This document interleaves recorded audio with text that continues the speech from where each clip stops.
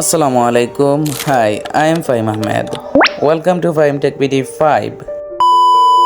Today I will show you a attractive Android app যেটা একটি নির্দিষ্ট লোকেশন সেট করার পর আপনার কারেন্ট লোকেশন থেকে ওই লোকেশনে চলে গেলে অ্যাপটি নর্মাল মোড থেকে অটোমেটিক সাইলেন্ট মোডে চলে যাবে।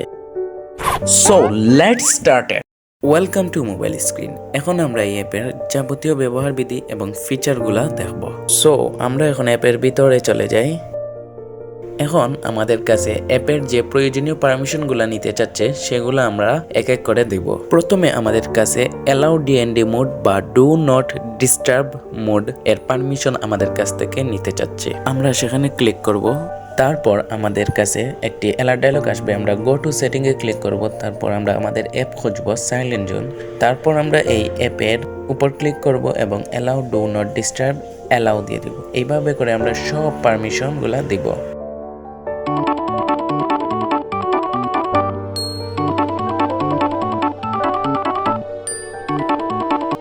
সব পারমিশনগুলো দেওয়া শেষ হলে আমরা নেক্সট বাটনে ক্লিক করব এবং আমাদের ড্যাশবোর্ড অ্যাক্টিভিটিতে চলে যাব। এখানে অটো স্টার্ট পারমিশন চাচ্ছে। এখন আমরা গো টু সেটিংয়ে গিয়ে পারমিশনটা দিয়ে দিব, কিন্তু আমার সেটিংয়ে নিয়ে যায়নি কারণ আমারটা পারমিশন দেওয়া অথবা আমার এখানে পারমিশন দেওয়ার কোনো ব্যবস্থা নেই। আপনারা যদি পারমিশনের ব্যবস্থা থাকে আপনাদের মোবাইলে তাহলে আপনাদেরকে সেখানে নিয়ে যাবে এবং আপনারা পারমিশন দিয়ে দিবেন। আর পারমিশন দেওয়ার পরেও যদি আপনাদের কাছে এই অ্যালার্ট ডায়লগ আবার আসে তাহলে আপনারা কি করবেন, অলরেডি অ্যালাউড এখানে ক্লিক করবেন, তাহলে আর আপনাদের কাছে আসবে না এই অ্যালার্ট ডায়লগটা। তারপর আপনারা দেখতে পাচ্ছেন এখানে রেট অ্যাপ এবং চেক ফর আপডেট, এগুলোর ব্যবহার তো আপনারা জানেনই। তারপর নিচে সাইলেন্ট এবং প্রাইভেট নামে দুইটা বাটন রয়েছে। এগুলো হলো সাইলেন্টে ক্লিক করলে অ্যাপটি অটোমেটিক সাইলেন্ট হয়ে যাবে, আর প্রাইভেটে দিলে অ্যাপটি প্রাইভেটে যাবে বা প্রাইভেটে অটোমেটিক চলে যাবে। তারপর নিচের ডান দিকে প্লাস আইকনে ক্লিক করব।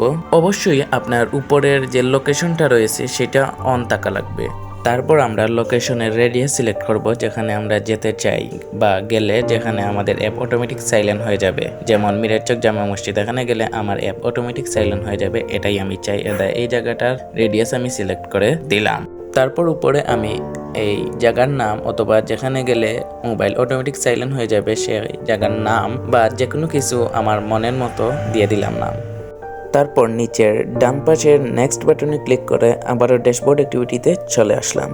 এখনও আরও অনেক কিছু রয়েছে যেগুলা বলার বাকি, কিন্তু আর বললাম না কারণ এগুলা আমি যদি এপিকে দিয়ে দিই তাহলে আপনারা এমনিতেই জেনে যাবেন। এপিকে ডাউনলোড করে একটু ঘাটাঘাটি করলেই বুঝে যাবেন।